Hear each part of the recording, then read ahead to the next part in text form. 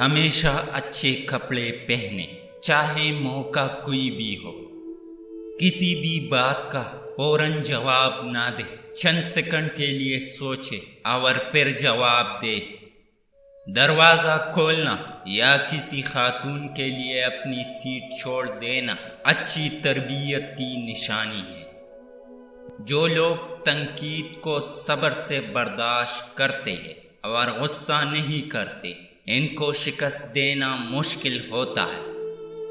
اونچی آواز میں بات نہ کرے، ایک واضح اور نرم آواز میں بہت طاقت ہوتی ہے۔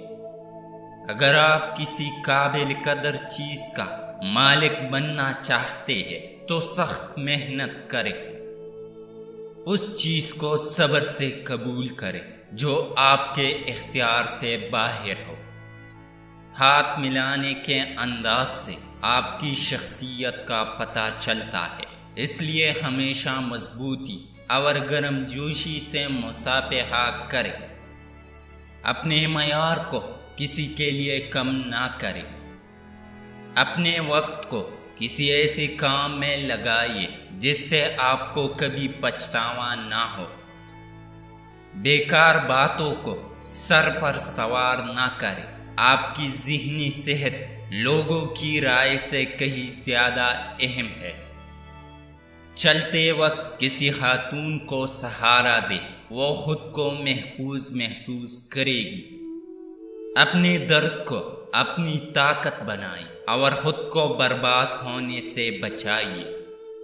کھانا شروع کرنے سے پہلے اس بات کو یقینی بنائیں کہ ہر کسی کے پاس اپنی پلیٹ ہونی چاہیے۔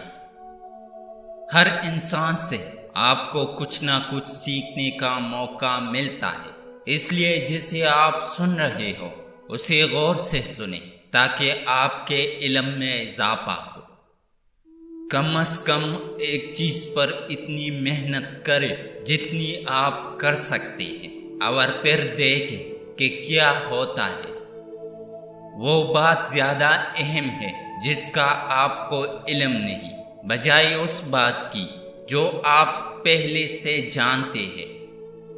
بعض اوقات لوگوں کو نقصان ان کی سادگی کی وجہ سے اٹھانا پڑتا ہے۔ تندرست جسم، پرسکون دماغ اور خوشیوں بھرا گھر، یہ ایسی چیزیں ہیں جنہیں خریدا نہیں جا سکتا بلکہ ان کو کمانا پڑتا ہے۔ مسکراہٹ میں آنکھوں کا مسکرانا لازمی ہے، ہونٹوں کا نہیں۔ آنکھوں میں آنکھیں ڈال کر کانفیڈنس سے بات کریں۔ جاہلیت ایک لعنت ہے اور علم ایک طاقت ہے۔